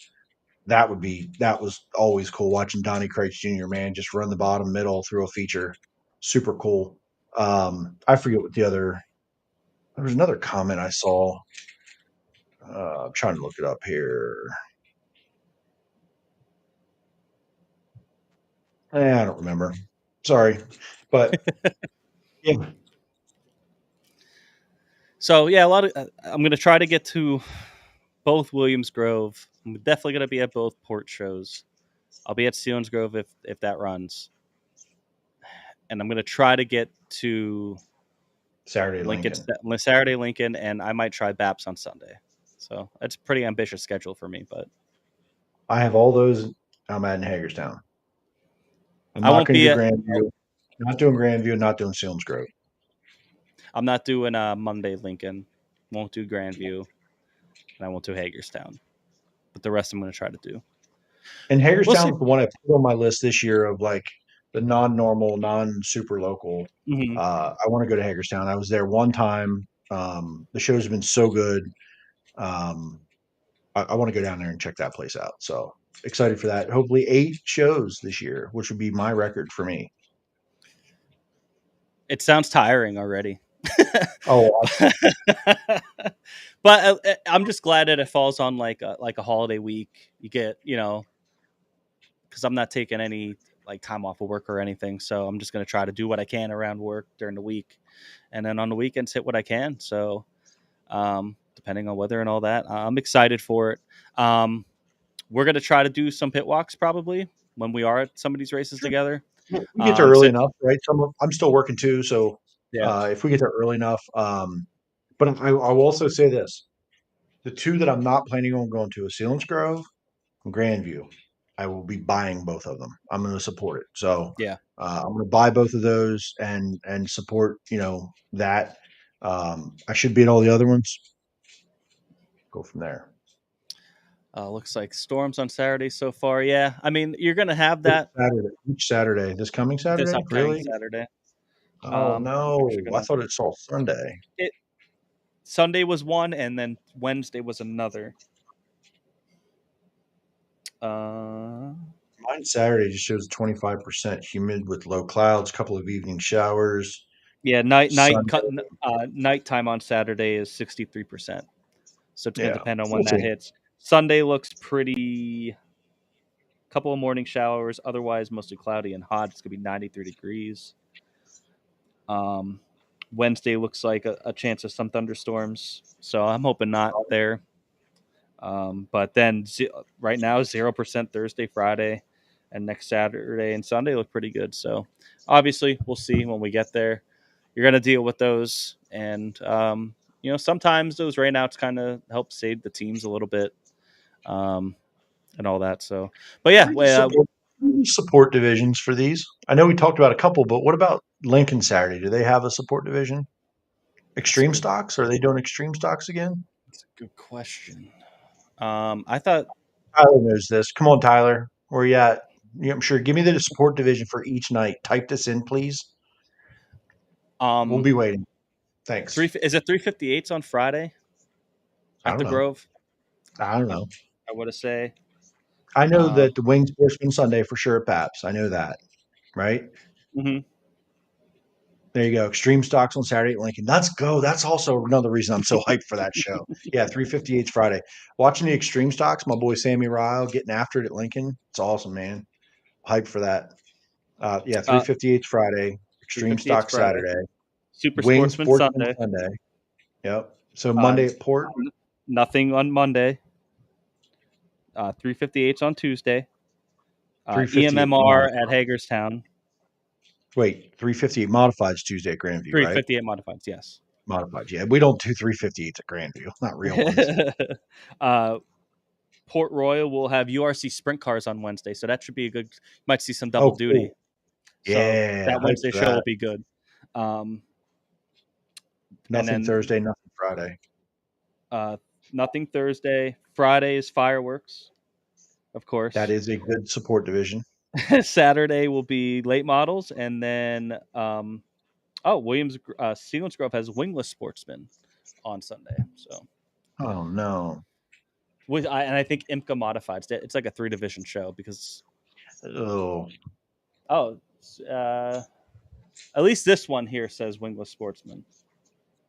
Oh, never mind. That's last year. I'm looking at last year's. My bad. Not this year. But I think it's pretty much the same thing. I think most of them are. I know IMCA modifieds for sure on Sunday. Is that the David Stremme modifieds? Yes. He tested at BAPS again the other week. Random. You heard getting ready. First. They haven't really. You heard it here. Fireworks are the best support division. I love it. IMCA modified Sunday. Everything else was right. So cool. Yeah, a couple of those are pretty cool. I like the single support division. That's perfect. Yeah. And also the weeknight races, no support division. That's the way to go. Just the EMMR thing. I think that's always cool. Yep. Keep them safe. Keep them upright, fellas. Anything else? Just real quick, upcoming schedule for National Series. This, which is maybe you do see some guys come in. World of Outlaws, they run Cedar Lake this weekend, Friday and Saturday, and then they're off till July 10th. And then High Limit runs Lake Ozark and Lucas Oil Speedway, 3 races this week, and then they are off until July 13th when they're at Portsmouth, and then the Kings Royal is right after that. So we're getting into some big crown. After this, we get into some really, really big races. That's really it. Any other final thoughts? Chris, hope you're having a good flight. and we'll see him maybe at one of these races. Like I said, we won't have. Maybe not. Hold on, you're echoing for me. You were like glitching out from. Okay.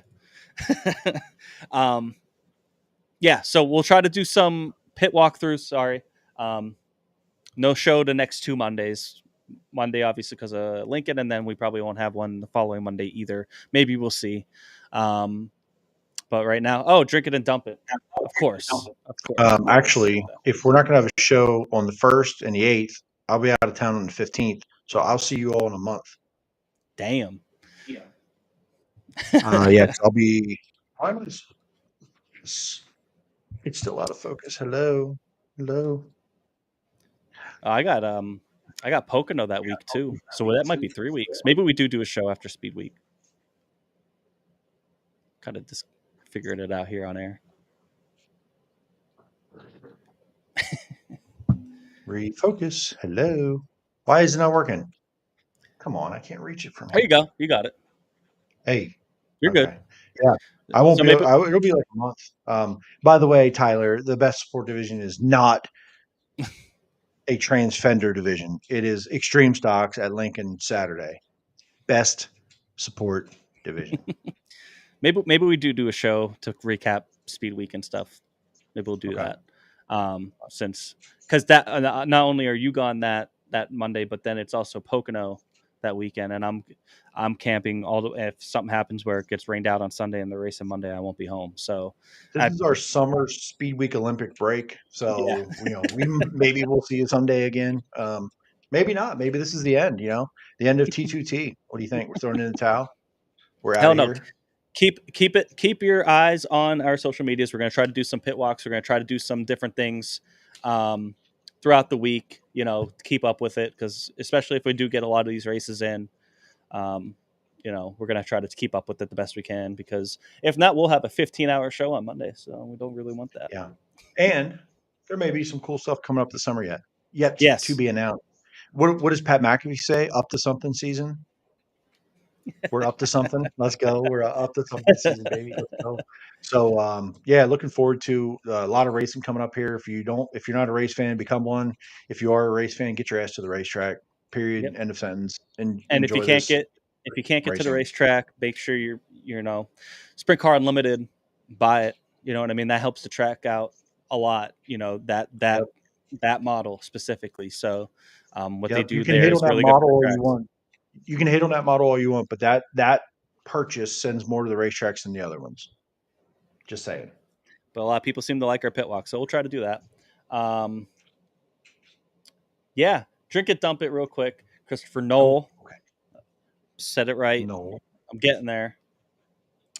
Drink it and dump it. I'll go first. I'm going to go... we go drink it to Sandy Klein for making it $22,000 to win at Port Royal on Saturday.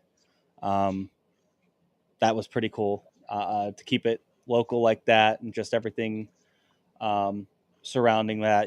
That could end up being I kind of hope it does, being one of those top, your tribute races at Port Royal. Maybe it becomes like an event. Dump it. I'll go to the wingless sportsman class at BAPS. Had a tough time there on Saturday. I'll also drink it to BAPS for doing all they can and keep trying to keep everything moving the best that they could on Saturday. They did a really good job there on Saturday with the conditions between the rain, the heat, and everything. They did, and they had a lot of cars. There was like 94 cars in the pit between all 4 divisions. So it was a good show for them. Drink it to the fans. There's a lot of fans that came out. I was really surprised. So good for them. But yeah, I'll dump it to another makeup feature for the wingless sportsman. Drinking to Matt Campbell getting the win at Lincoln Speedway, and dump it to Mike Walter for not only blowing a motor, but blowing a great finish to the line between Marks and Macri. My guy, come on, man. You couldn't plan that blown motor at another half a lap. My guy, Jesus. I mean, you know these things are planned. Yeah. Big Macri fan, Mike Walter, big Macri fan up there, this guy. But yeah, no, Matt Campbell and, Brent blowing up a motor Friday. It never helps when a team blows a motor up, but he has some resources, let's be honest. So I don't think that's going to end his season. Dave Grube blew a motor, might be done in 410 for the year. Mike Walter did blow a motor. I don't know what their resources look like right now. So, there's a lot of those kind of things that can happen and ruin someone's season and momentum. So, but yeah, that's it. That's what I got. We got Randy Kopp, dump it for Mark's blown motor. Tyler says Team Lethal with a 1-2 mod finish at Path. Drink it to that. David Stremme and Alyssa Rowe. Dump it to the freaking heat last weekend. Yeah, it was pretty brutal, man. But once the sun went down, I didn't think it was that bad, me personally. But I was also, I think at BAPS I had like 15 waters and Powerades, and I was trying to keep hydrated. Chris Lynn, this new guy, I don't know who it is. Drink it for kids' night on Friday. Dump it to the 24 hours of BAPS. Mandy says, drink it. Matt Campbell winning at Lincoln. Dump it. Brent Marks motor at Williams Grove. Also, big, huge dump it to Huset's getting flooded. Yeah, that's tough. Not only all the people that lost their motorhomes and their equipment there, but it is going to take a long time for that place to. I shouldn't say a long time, but probably a good 2-3 weeks to get that place cleaned up. Christopher Knoll. NASCAR for getting the whole race in with the rain tires, and the ex-Matt Campbell for his Lincoln win. Dump it to Christopher Bell and the oops in the media center on Friday. That rain race was really, really cool yesterday. That was one of the coolest things NASCAR has done in a long time. I think Christopher Knoll pushes us to do this segment just so he can get his NASCAR takes in. I think he misses our NASCAR part of the show. And he's supposed to be watching Monday Night Raw right now. So get back to it, sir. I know. We talk. I know what you're up to. I don't mind talking NASCAR a little bit. This is the time to do it. Daniel Lee, Matt Campbell's win at Lincoln. Drink it. Big dump it to the folks out of Houston that's affected by the flooding. And then Marie Beasley, drink it to Buck Walters win. Yeah, hell yeah. All very good. Thank you guys so much for tuning in, chiming in. Couldn't do it without you. Chris says, can't wait to watch Jimmy Thursday on Rowan. Yes, I will be. I got to ask. Everybody else gets invited to be on Rolling but me. Like, what am I here? Like, I'm just a nobody around here, I guess, huh? I was there, and Tony asked me on Saturday if I can do it. So I'm the talent around this place. Like, this Chris just sits there and stares at the. I vote for you to come on Thursday as well. We got Craig I don't Perigo want on the Craig show. Perigo. I talk to him every other weekend. He freaking wins. I don't need to talk to this guy. I want to talk to somebody, different. Craig Perigo with the win. Craig Perigo again. Yeah, another win for him. He just absolutely dominated. And then he, I went to go congratulate him. And he's like, "Yeah, well, where's my sticker?" Every single time. We have T2T stickers. They are ready. They're coming. Where are we going to see him next? When was? I don't know. I'll say go to Port on Friday or Saturday. I don't know. We'll figure it out. We'll see him soon enough. I'm also going to do a quick dump it to Brett Perigo. He started on the pole that feature, had to pull off about a couple 4 laps in. Yeah, what happened? Motor issues. Same thing that was kind of happening at Port, but it's getting worse. So he pulled it in before he did any too much damage. Don't know when he's going to get back out. It's not just a quick fix thing. So, but I believe they're going to run Hilltop and PPMS this weekend with Carmen, and then I think they're debating on going out with the Silver Crown for Terre Haute. So yeah, that's it. Again, keep your eye on our socials. We'll try to do some pit walks, maybe some little short clips throughout the week, and then we'll just keep an eye on it on our socials too, on when our next show is going to be. Thanks again to Daison Pursley, for joining us for as long as he did. And good luck to him as well. And thank you guys for tuning in as always. Like, comment, subscribe, share it with your family and friends. Yeah. Have a good night.